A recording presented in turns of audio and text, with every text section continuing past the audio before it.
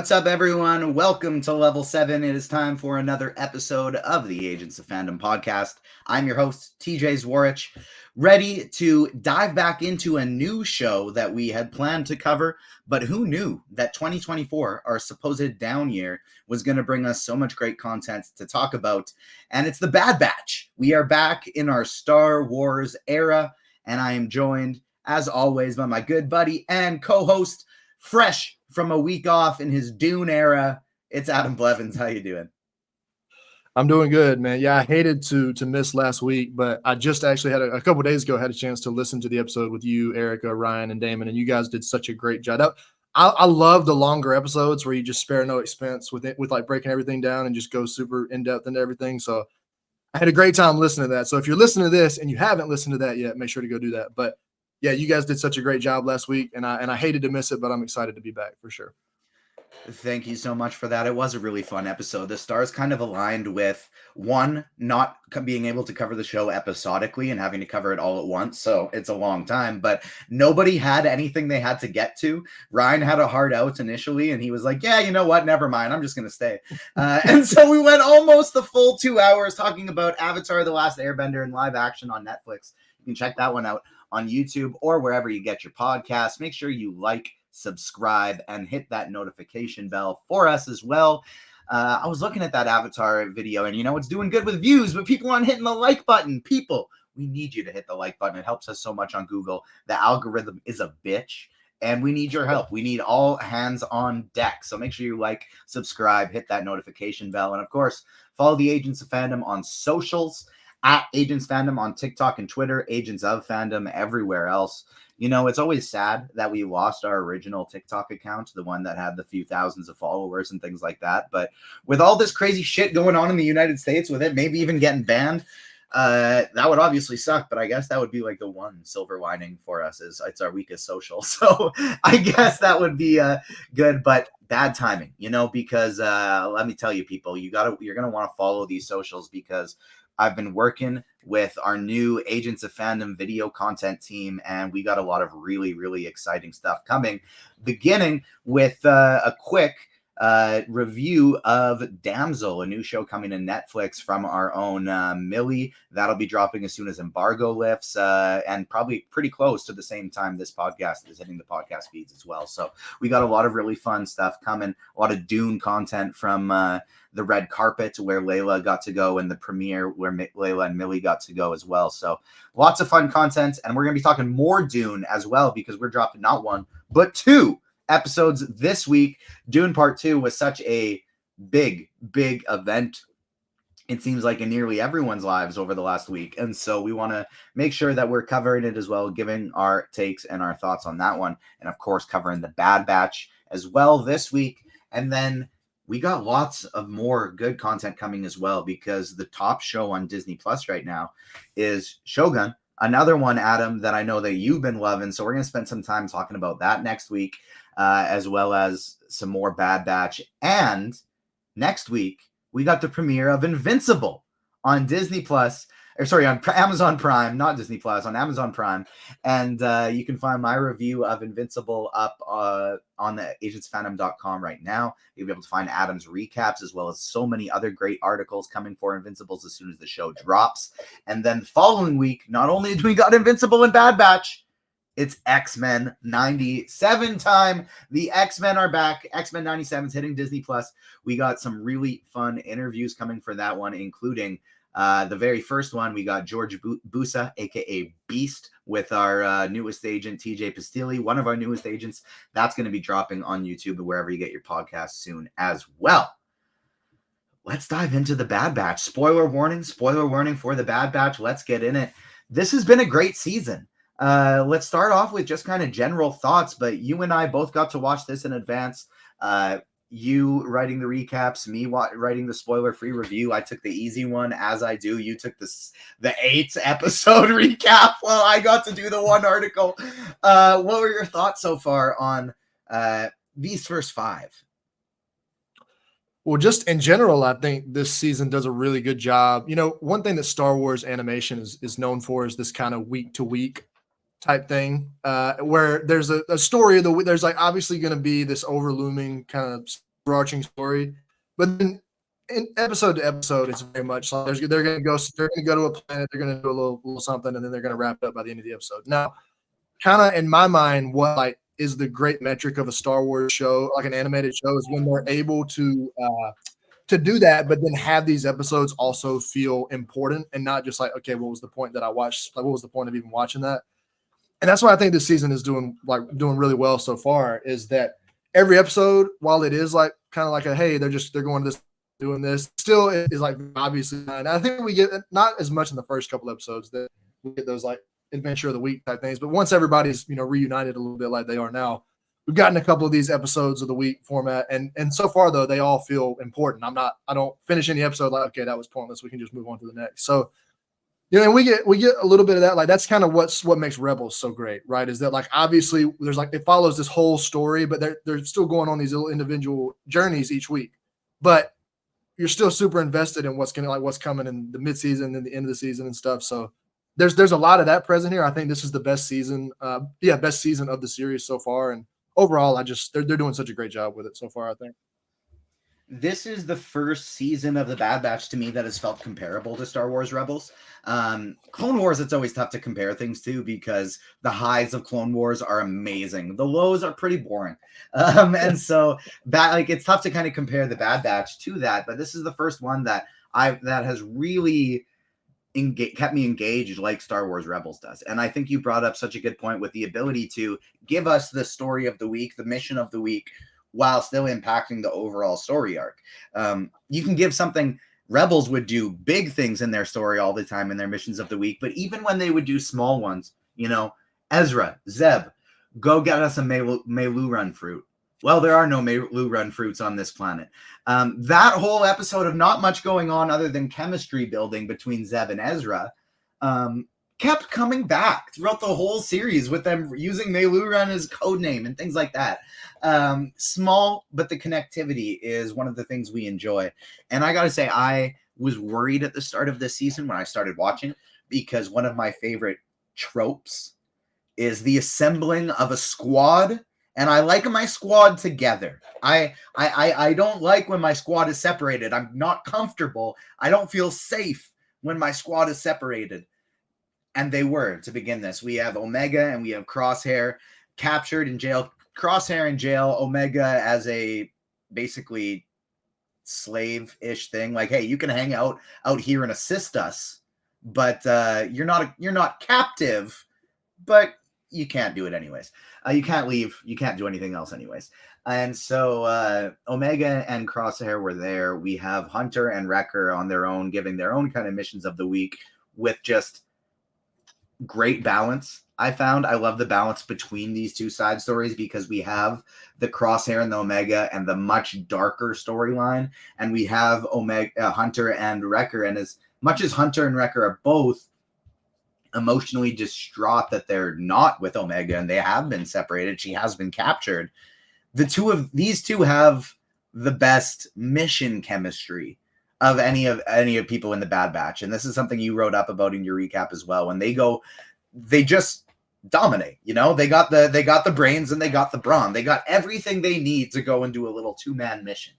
But bringing it back to Crosshair and Omega, we get to see Hemlock, typical bad guy, science dude. He likes his clones. He's pretty sinister. But the interesting one that stood out to me, Adam, was we get Emery, who is a clone and is the first other female clone that we've ever heard of outside of Omega.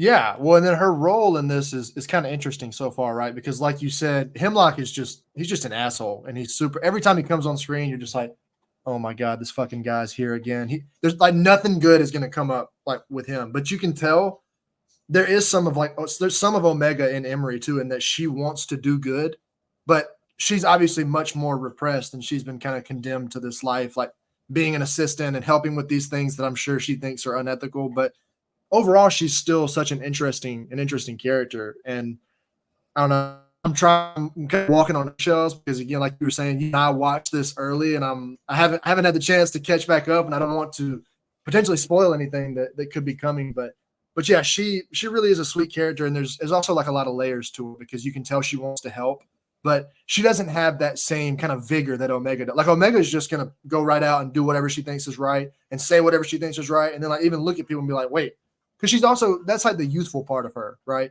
She's gonna look at somebody and be like, wait, why? What do you mean you can't do the right thing? And not understand that sometimes like right and wrong are not black and white. There's like a gray area that it can become tough for people to kind of do what's right when they've been in these situations for so long. So, and I think that's kind of where Emery is at as a character, and Omega is much more youthful, like I said, and much more just like, no, we got to go do the right thing now. But I don't know. It's a really interesting dynamic between her, like as Hemlock's assistant, because he's just like all the way bad. There's no reason to root for him at all. And while she's saying and doing some things that you're like, wait, I can feel like there's a semblance of me that's part of me wanting to root for you and wanting to kind of get you out of this. Whereas Hemlock, I'm just like, I just want you to die. So, the biggest development throughout this entire thing, and we knew something was different with Omega, right? She fit in with the Bad Batch so well, and we didn't know necessarily why, but we knew she's different from all the other clones. One, because she grows at a regular pace, because she's a kid, because she's a woman and not the same male as all the rest of these clones, not the same as the first like biological one that they created off of. So we knew something was different about her, but we finally learn what it is at the start of this season, and we get the reference to M count. We learn Nala Se is on Omega's side the whole time, and she really does just care about Omega. She cares about her work, sure, she cared about it, but Omega is who she really cares about. She wants to keep her safe. She doesn't want that blood tested. Why? Because Omega has midichlorian in her blood, and this is not something we've heard mentioned since the prequel series. It's a weird thing they decided to add in. I think at the time, when they decided to add this stuff in, like power levels were very much a thing. The 2000 X-Men move, 2003 X-Men The Last Stand, they bring in class 5 mutant and class 4. They even though that's not what the actual Marvel comics call it, they wanted to categorize it, and that was a thing throughout a lot of media. I don't know if it had anything to do with that. It could have been totally different. This is just me spitballing, but we get the midichlorians, which measure how much of the force connectivity ability is within somebody's body. You got people like Anakin Skywalker, Emperor Palpatine, Rey and Kylo Ren, and Luke Skywalker, who are probably the 5 that we know of in our main canon with the highest midichlorian count. And then you have others like, I'm sure Ahsoka's is really damn high too, but you have others like Ahsoka and who just get to become these amazing Jedis because of their work, because of their training, because of their mindset. You have others like Sabine Wren, who have very few midichlorians in their body, but if they train really hard, they're still able to manipulate and utilize the Force as well. Essentially, the more you have, the higher potential you have to become in tune with the Force. This is something, and the way I like to think about it is old school. I don't think they have this rating anymore on most sports video games anymore, but on a lot of old school sports video games, NHL, NBA, and NFL, they would have a potential rating. And so it's like you'd make your creative player and he'd be 18 years old. He'd only be rated 67, and he sucks, but his potential was 99. So by year 3, your creative player is going to be a stud. That was child Anakin Skywalker. His stats, they're still pretty poor in compared to Jedi. Why? He's a little baby, he's a little child, but his potential was 99, and he became the most powerful Jedi and the most powerful Sith. That's what M count is. That's my best explanation. And Omega's got it. Omega's got these midichlorians. She's not a regular clone. She's got these midichlorians in her body. What did you think about that reveal? Well, it's a shocking connection, right? Because this big, so much of what's been going on in the original Star Wars Disney Plus show, like literally going back to season 1 of The Mandalorian, is like they're after him for cloning purposes. And now we've always been wondering, like, when we see it, we find out in The Rise of Skywalker, which, if I'm not mistaken, I know The Rise of Skywalker was 2019, and I believe The Mandalorian was like airing kind of up to that, and there was some cloning stuff going on there. And then we learn in The Rise of Skywalker, that's how the Emperor, has lived this long. He was cloning himself and dark magic and all this kind of stuff. And then now we get to see it kind of come back again. And it's all I can think about is, okay, so what's the connection here? Is obviously we know like Dr. Hemlock is working for the Emperor, but I'm like, is this new like these people that are after Grogu and the Mandalorian, like are they after this? Like, is this like all kind of one big evil cloning conglomerate? That's all I can think about, because like obviously, I mean, there's nothing else to say about the M count stuff. You nailed everything perfectly. You went into full detail and all that stuff. But right now, it's like I treat Star Wars now, and I almost hate that I do this, because we're in this era. Like Marvel has trained my brain to always try to be making connections with things like this. So now when I watch it, I'm like, wait, I see cloning in this other show, and now there's cloning in this, and I see cloning in the movies, and I know they're after Grogu for cloning purpose. Is this all connected, or are they just like they just both wanted to tell cloning stories, and they're two entirely different things that will never connect? That seems unlikely to me, given that Filoni has his hands so heavily in both of these stories. It seems unlikely that he just decided to do two entirely different cloning stories that will never cross over or have any connections at all. But it's still possible. I'm trying not to get my hopes up in case that does happen. But that was the first thing that struck me as soon as we started talking about M count. I just immediately thought right back to, okay, well, what's the connection between Omega and Grogu? Like, is there the same? Are they searching for the same reasons? Like all these kinds of things. So I don't know. There's so much to dissect there, but it's hard because it could go. It's like really 50-50 right now. It could go either way. But I would love to see them make that connection, just because, like we've talked about with Marvel and all kinds of things, that's like a gift to us as fans when we see these projects tied together. That these things are like, oh, that's what they were doing. That's always a good feeling. So I hope that's what's going on here.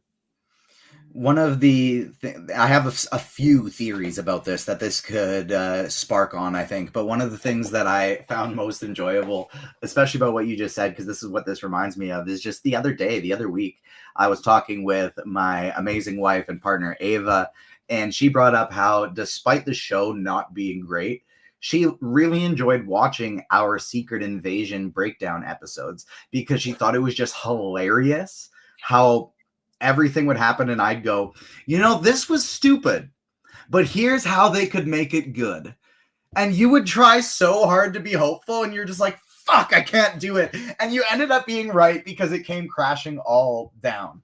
But when you get something that is so bad and made fun of and ridiculous sounding, don't get me wrong, not everybody hated it. Some people liked it at the time too. But as ridiculous sounding to most as somehow Palpatine returned, it can be a gift to a strong writer, a strong creator, a strong ideas man like Dave Filoni. Because to me, I look at that the same way as I look at Secret Invasion, where it's like, you're gonna give us a dumbass decision and you're not going to explain how it happened. Let me get my theory brain running, and let me explain how this possibly could have happened.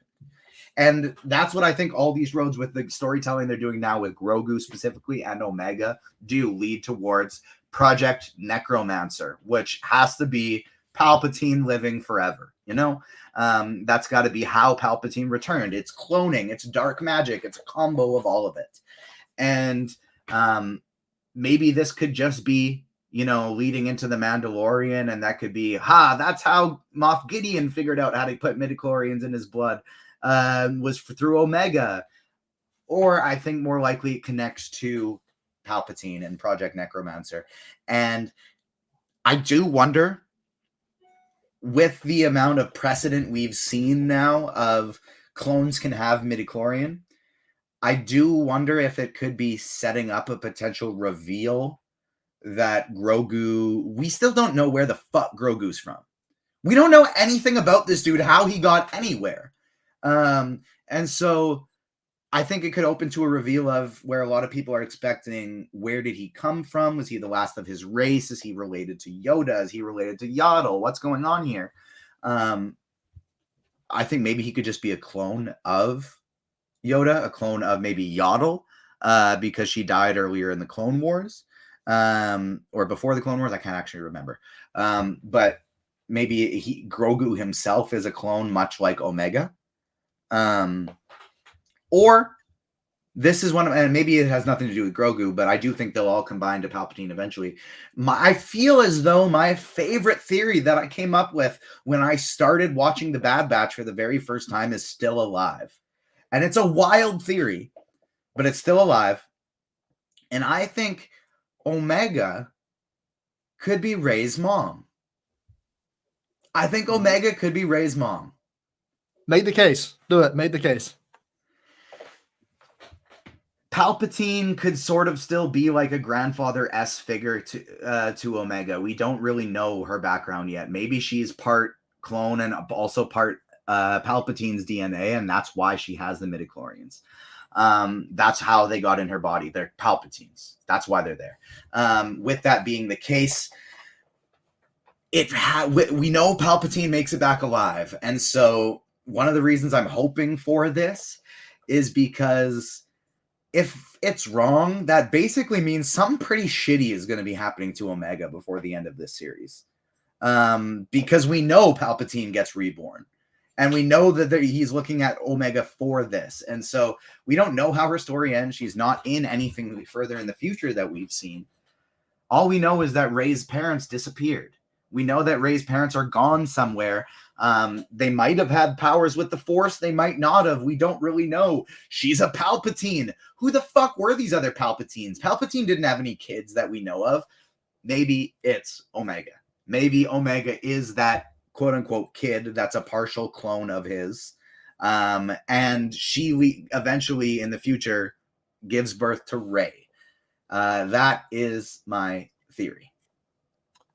I'm like having trouble even coming to terms with the fact that that's possible. But to me, when I say this, I don't mean to sound pessimistic when I say this, because I don't think that that's impossible.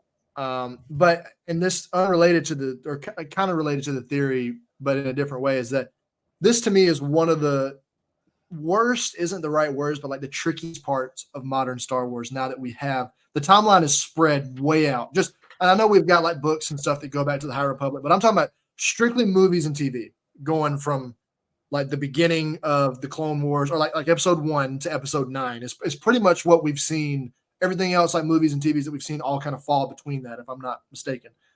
So now, because Star Wars is pretty much doing nothing but filling in gaps now. Now I think we're finally going to, like with Rey's movie, we're finally going to get some things outside of episodes 1 to 9. We're going to move in some opposite directions, and I know we're getting the like the Prime Jedi movie about the first Jedi, and I'm really excited. And the Acolyte, things like that, going to the High Republic. Yeah. Exactly. So we're going to start getting these things. But right now we're stuck in this era where Star Wars is just like filling in gaps for these things. And when you're coming up with all the, they're doing a good job, coming up with these new characters. Cause like, I love Omega. Omega's a great character. But now I'm like, because it's funny that we have to look at this through the lens of like, because we didn't see Omega in another project that came out like 40 years ago that we're like, wait, so is she going to die at the end of the show? It's like, or the fact that like maybe Omega is not going to die, and maybe that she was never even thought of in the universe until the start of the show, and they're like, hey, we need a character like this. So it's always, Star Wars is so much trickier to me in terms of like theorizing, like and drawing those connections, like because we don't see them in the future, or because of this and this, just because it's like I think so much of what they're doing is just creating characters to kind of fill in gaps, which again I don't think is inherently a bad thing, but that's your theory. It's kind of the thing that I have to like really sit down with like a cup of coffee and just start like writing it down and think, because see if it works with the timeline. Yeah, well, even like I think it works, because I started trying to go over it in my head, like timeline wise, I think it works, but it's just like the logistics there would be nuts. And then I also think this is just being pessimistic. How often we come up with these like nuts theory, and then like how rarely like something this big actually ends up being, because I think they would be a little hesitant to do so, just because how many Star Wars people of all the people that consider themselves Star Wars fans, say we've got everybody that considers themselves a Star Wars fan, and we're like, if you said, hey, do you like Star Wars? They're like, yeah, I consider myself a Star Wars fan. That's a lot of people like in the world. Of that, if you had 100%, like count that pool of people as 100%, what percentage of that has seen the Bad Batch? Probably between like 4-5%, maybe. Like it maybe a little more, but I would say not even 10% people that are like that would say they would go to the theater to like watch us if they saw like Star Wars, like a poster for a Star Wars movie, have like watched The Bad Batch. So it's Yeah. like I think that's one of the things in my head that I'm like they probably would be hesitant to draw that because I imagine how I don't I don't even know what movie analysis was like back in the late 70s and early 80s, but imagine when nobody knew what was coming, like somebody just sitting down like on a writing for a column or however they talked about this stuff back then. Somebody was like, imagine if Darth Vader ends up being Luke's father. And then the guy's like, holy shit, he And was then right. and then Variety spoils it at the premiere. For the premiere. But Here's my thing. Here's my thing is like so our friend from the direct.com, Matt Remke, he's actually my colleague in our other jobs. We both work for the parent company owns the two companies that we work for in the sports world as well. And he always has these great tweets where he says movies are sports, and then he kind of does a comparison. And this is how I like to think of it from this side is if you want to make my sports comparison is if I were a baseball player, I am not a contact hitter with my theories. I am strictly a home run hitter. So it's like I'm going to strike out more often than not, and I know that, and that's fine. Like I'm going to be wrong often, but when I'm going to hit a dinger every now and then, and when I do, wow, is that going to make for a fire clip? And so that's but enough on this. We've already talked about this way longer than I had planned on it, so I'm going to zip through a few of these other things because these first 5 episodes really do blend together, and we do get to see a lot of the Omega and Crosshair. Their bond grows as the two of them are trapped together. They grow a lot, and by the time they like reunite with everybody in episode 5, he's trying to boss her around a little bit, and she says like, hey, I'm older than you, little brother. And you can tell just from that moment how much closer the two of them have become, despite Crosshair's icy exterior. Omega's still willing to make these jokes with him. And when they finally all come back together, though, when they're reunited in episode 5, and it's basically the chemistry we've been talking about between Omega and Crosshair, between Wrecker and Hunter. We get the polar opposite, the complete clash of Crosshair, and Hunter when they get drawn back together. And they're working together terribly. They don't trust each other, specifically Hunter not trusting Crosshair feeling like it's none of his business, and he doesn't want to fill him in. And it's cold and it's dark, but we get our guy Echo back. He comes, he hangs out in episode 5. He finally returns. I was reading your recaps as I was prepping for this, and they like through 1 through 4, they all kind of close with that episode was great. I'm still waiting on Rex and Echo, but that episode was great. And in episode 5, we finally get Echo. Yeah, it was great to see him. I want to go back, just take a step back quickly because I love what you were saying about Crosshair and Omega, and I want to shout out our former co-host Garrett, who I was talking about this show with him a few weeks ago. I think I don't even remember exactly when it was, but he said that he thinks that Crosshair and Omega are kind of the best part of this show now. Like this show is at its best when it's focusing on the two of them and their relationship, and I agree with that because they've really developed this. It's a very typical trope that you hear talked about all the time. That's like the lone wolf and cub. That's exactly what it is. Except now Omega is not this defenseless like needs help. She's obviously a great soldier in her own right too. But there's so much present. Like there's some really interesting parallels here between like early The Last of Us, like before Joel really like when he doesn't want to see Ellie get hurt, but he's not gonna like run up to her and hug her and like call her baby girl and tell her he loves her. But like it's very apparent he does not want anything to happen to her. And that's kind of where these two are at right now. Omega's going to go off and do her own things that are going to like piss off Crosshair, but he's not going to just leave her somewhere. He's not going to leave her to do her own thing. He's not going to like just not look after. He'll go the extra mile and do what he has to do to make sure she's safe and make sure she's okay, which it's hard to bring a character back from like what we know that he's gone through, like at the end of season 1 and then all the way through last season.